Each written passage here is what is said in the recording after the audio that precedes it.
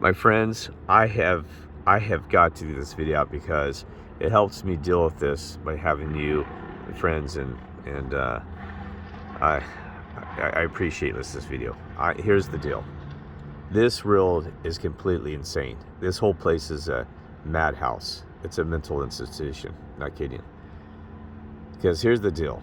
I have some really great friends that I talk to regularly, that support me and help me and deal. We discuss Mandela effect issues, all these signs and wonders and all these things, right? But I'm telling you, every one of them have mental issues. They have mental issues, and they admit it. Some admit it. I'm not saying I'm any better, because I'm trying to keep my sanity in this insane world, and it is hard for me to keep my sanity when all my friends, that I have as a close support I can call through telephone, and you're part of my support system. I hope you don't mind me saying that, because you support me when you're watching my videos and things like this. But I'm telling you, these are the ones I can contact, that I have some good trust with, and and things like this. And they're fully awake. Oh my gosh, Mandela effect. They know the BS, the truth. They're decoders, decode reality, folks. But here's the thing: is I am not kidding. Not to keep repeating this. They are mentally unstable, and it's very hard for me to keep my sanity when I'm dealing with people. And so I've learned to deal with their issues. I've learned to look past them. And I've been cussed out by some of them. They lose their mind, and for no reason, they got like a demon that comes attacks me.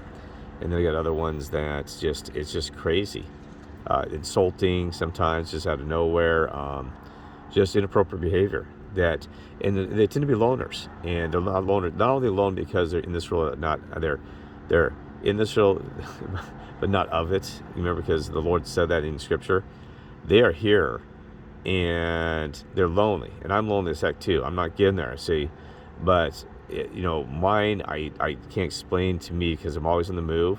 I have a hard time, friends, they just disappear, families turn their backs on me, because once I came to the Father, Lord, and this spiritual stuff, they all walked away from me. So I'm on a path on my own, and then having some of you out there, I appreciate, sometimes you support me as well. You comment or just listening, and, lets me know that there's some people out there. So I haven't done this. The problem is that the world is trying to make them crazy anyway. We got mutual absurd distractions. They're trying to make them mad. We call them the normies, other people. That, no more NPCs, the outside characters, the ones that are soulless and haven't found the love of God, or directed by the Lord, or through spiritual means to find truths. And, then they don't even care to find truths, right? As Matt from Con say, the normies. But now we have the non-normies who are awake. They show love for God. They show loving in their own religious ways to the Lord or whatever, right? But I'm telling you what, those are the ones it's unfortunate, because it's like we're on the island of misfits in that car, Rudolph the Red-Nosed Reindeer, because they just cannot function well with other people.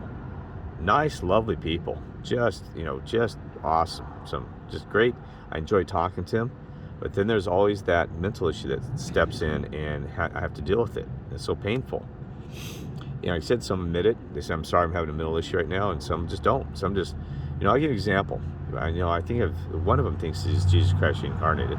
Yeah, great friend, and then he got over that. He said, oh, okay, I'm sorry, I kind of went off the back there, and I'm not Jesus. And then he flips back, right? Some have Asperger's disease, some have attention deficit disorders, and all these other, just the list goes on, right? Then I got a friend, and she's in Oregon. She is, oh my God, she knows deeper about astrology. She knows what's going on. This gal's got IQ out the roof. And so I talk to her about once every week, or once or 2 weeks. She texts me and sends me info. Great lady, just keeps me informed, and just smart. I can bounce back things with her, and she's worn out with the people just like me, saying, gosh, these souls are just so lost and so hard to deal with, and they're getting worse by the day. But then guess what? She's got her own mental issues that I have to deal with. I mean, she thinks she's like the queen of the universe and has all these powers, and just she said that she corrects things, and that it gets so deep that she's like a goddess that is just the whole world, that we all depend on her to, and to do her next thing. Like, it gets so deep, like crystal skulls, that she She actually had put the energy back in crystal skulls remotely. You know those crystal skulls that they talk about? These skulls that the heads, and it just off the wall stuff, and open up gates. He goes, I opened up some gates there and out there in the space fields, and some galaxy, the Andromeda galaxy. I opened up some gates, some portals, so we got the good ones coming through and get some angels in here. I'm just like, oh my God, seriously? I said, I'm like, you got to be kidding me. But I tolerate it. I let her believe what she wants to believe. I'm not going to insult her. I mean, I just hear off the wall stuff. And these are friends that I've known for years. Years. You got to be kidding me. And then you walk around here on down these streets I'm looking at here. And these people are NPCs or take demons in them or lost souls. And they're just out of their darn minds. Then I got another guy, like I said, I just met him here in the Anaheim area, and guess what he told me? He said that he just talked to Elvis Presley is still alive and working part-time at a Walgreens down there, and was going to give him $3,000, but he's afraid to talk to idlers. So he said, he got nervous and said he didn't take the $3,000 he's going to give me for free. And I don't think Elvis, even if he's alive, he'd be hanging around at Walgreens. No, he would not. He would not be hanging around at Walgreens, working part-time. I don't think so, my friend. No. And because think about the age Elvis would be at right now. Elvis would be probably pushing, I can't remember the year, birth and death, but he'd be around, probably 89, in his 80s, 85. So I can't, it doesn't even make common sense, my friend. Unless he found some magical potion or did some kind of thing like they talk about the adrenochromes. You kidding me? Nice guy, though. Oh, he's going to write a Bible. Yes, he is. He's going to write a magazine-type Bible in these magazines, and he's trying to raise some funds and stuff like this. And I hope he does. But you know what? You got to be kidding me. You have got to be kidding me. I was talking to him this morning for about 15, 20 minutes, and I'm like, okay. And then he talked about how, and then Walt Disney's still alive too. That's another one. Well, you kidding me? That Walt Disney said he met him like, I don't know. In 2019 or something. Well, with the Mandela effect, he might still be alive, but I doubt he'd be walking around. At age, he'd be in his 90s. He'd be walking around. And he's going to offer him a job. I'm not trying to insult these people. Understand? That's why I don't send the phone. I'm not trying to make fun of them. I'm not trying to make light of it. But here's where I'm heading with all. So you're like, where are you heading with this, Kirk? What are you trying to say? I'm trying to say we are not amongst just the damned. We live amongst the damned. We live amongst the mentally insane. And these are my friends and family members. That we are living amongst a madhouse of a damned and insane. Every direction you look. And I'm trying to insult my friends and these people. They have lost their damn minds and their souls.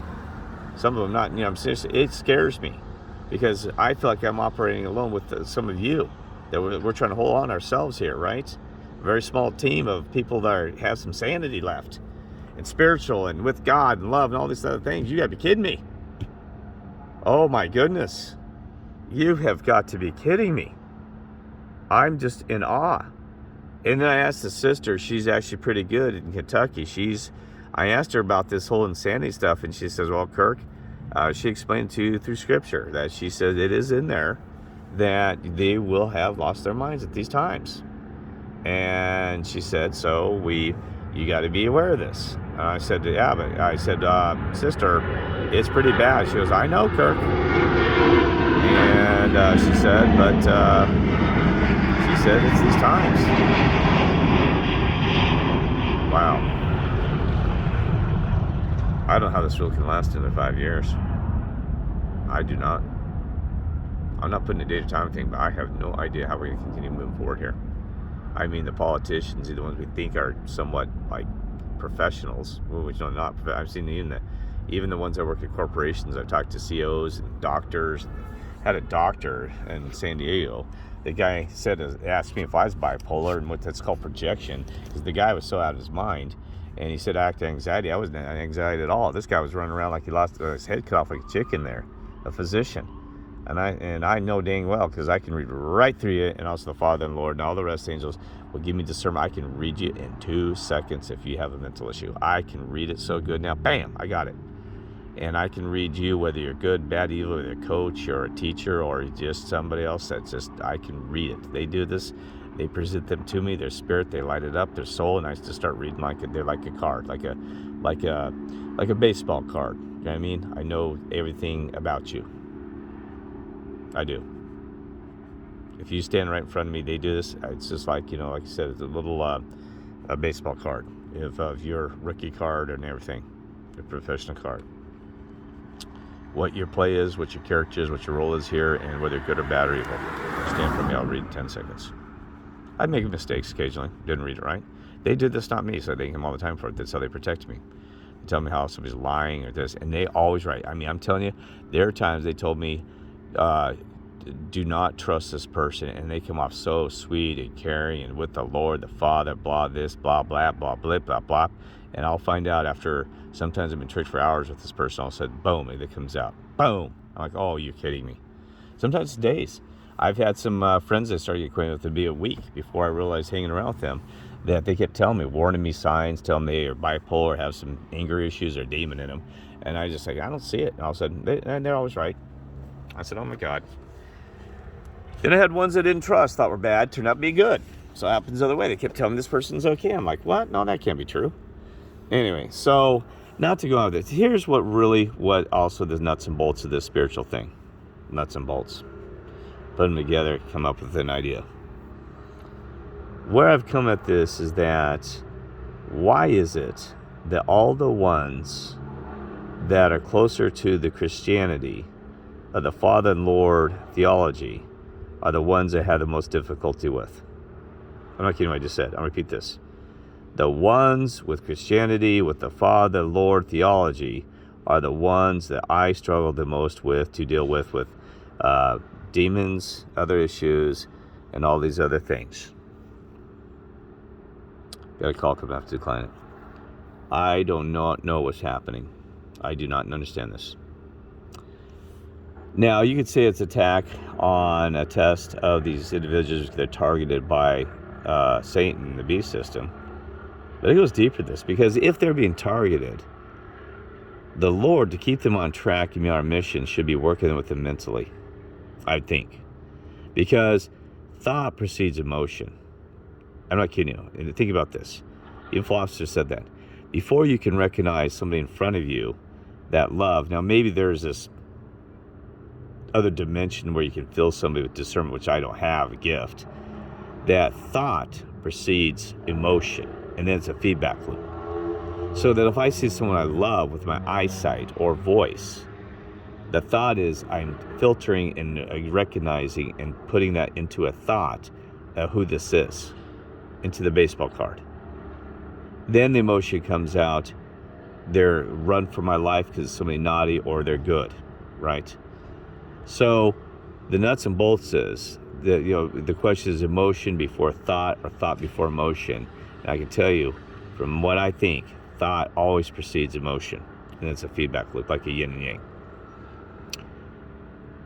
They could happen at the same time, possibly. See somebody that thought, boom, boom, boom, boom. But my point is this, that if you peg somebody mentally, that's how you control them. That's the brainwashing, the beast system, the TV, all these other things. You can control their emotion, and you can program them to think a certain way and behave a certain way by controlling their thought.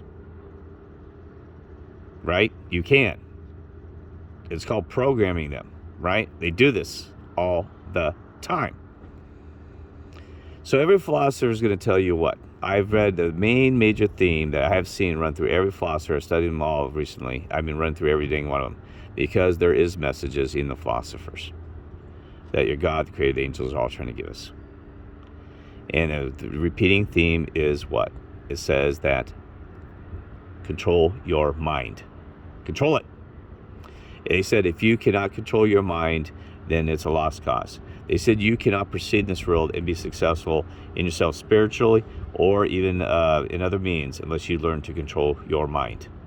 And controlling your mind means you control the thoughts coming from that mind. So that's why they're trying to do a mind, don't you get, trying to mind it, to Minecraft your mind. They're trying to get into your mind, because once they control that mind, they can control the rest. They're mining you for your mind. Makes sense? So don't let them control your mind. Don't.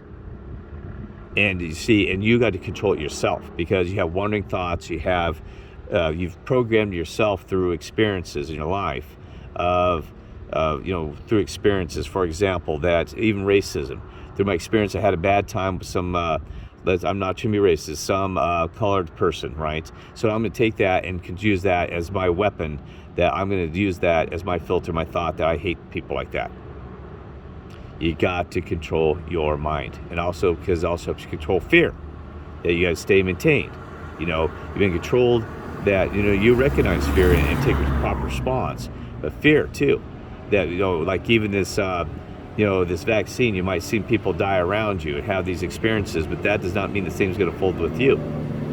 Do not take those experiences and always have some noise. Something always comes by, like I said in the time sequence. You got a semi picture right on by. There's probably messages. I mean, the odds of this is ridiculous, my friends. No alone. Give me. So make sure you control your mind. Now, I'm going to have to wrap this up because I have another call that just came in. So here's what I'm getting at. Here is what I'm getting at, okay? That if the beast system and the demons, whether are taking these individuals, my friends and other ones, and making them saying they can't control their mind. They've lost control of that thought even. And I've seen it. And I want to know, I'm not trying to blast to the Lord and the rest and the other ones this, but I want to know why they're not being protected. And not only to help me for this mission, but from themselves. And it's more concerned about themselves, that they're not being yanked all over the place, because they keep getting themselves in bad situations. And I have to build. One almost got some guy it's a long story. One of my friends, he got a guy who was just naughty and scary. He thought he was going to lose his life, and I've told him many times to quit doing that and use more his head. He's just trying to help out somebody. He's trying to be a nice guy, and that's the thing. They have good hearts. Some of them have very good hearts. They're kind. They're trying to give and help and be just like angels. But then also they get themselves in a damn disaster, and I've done this well too, so no offense there. But they'll get themselves in disaster, and after I warned them, I said, be careful, man, it doesn't sound right, and I'm not there. They're across the nation, don't do this. And all of a sudden, they're calling me, oh my God, Kirk, you're right. And this goes over and over again. One instance told me, he says, I don't know how many times, and he's even older than me, and he's very smart, how many times, you have told me be careful and watch out for these things, and it ends up being exactly what you said. And in a nightmare, and how to help him out. How do I get out of the situation? One, how do you get out of the situation? Think before you do. Keep strong spiritually. Stay strong, right? Stay strong spiritually. Think what you're doing. Analyze the situation. And don't be afraid to back away from the situation, but do it kindly. Bow out. Okay? Bow out of the situation. Best ones just don't get the situation to begin with. And I'm terrible about that myself, because I'm trying to help out someone else, and I'm in a nightmare and tangled in this situation, right? And it is true, sometimes you got to excommunicate these friends and people for a while. You just got to take a break. There's one, I'll never speak to him again. I did everything I could. I mean, it's a long story. I will not speak to that man again and his family, because he's another one. He is supposed to be the staunch, just solid as a bell Christian. Boy, you never met him. Like he said, all the other Christians are liars. I'm the truther, man. I'm the 1% at the top of the Christians, and that guy, you want to stay away from him. You kidding me? See, and why is that important? Because I'm not one to judge, but I do not want to be in a heaven or even on new earth with these people that don't even know how to treat others and friends properly. And I've tried. I've prayed for them. I've tried to be nice to them, and I do not want to be part of them. I want to be a little island by myself, if that's what I'm going to be with for even a year more. No offense, because I don't want to deal with that. I want normal people, normal spiritual beings, good at heart, love one another, and that's my dream. Turn the island of misfits into the island of the right fits. The right fit with the love of God and all these other things. And that's why I'm asking the Lord again. I am praying to him right now. Lord, you have got to fix these people. You've got to help these people, because I can't help them, and you need to step it up, sir. No offense. That's rude for me to say it. Lord, you have got to do what you can. Maybe he's doing all he can. I shouldn't insult him. Not. You have got to tell the Father to help these people, and do it yourself as well. Get the angels on our side. A team dad. Because I can't be that by myself. I can't. I'm only here in flesh and spiritual in mind. I'm doing the best. So I'm begging to the Lord to help us as well, folks, because we need help. I can't do this. Okay, so that's my prayer for the day. Peace and love, that these people have some sanity. All right, true, genuine, pure thoughts and energy and love. Okay, God bless y'all and love y'all.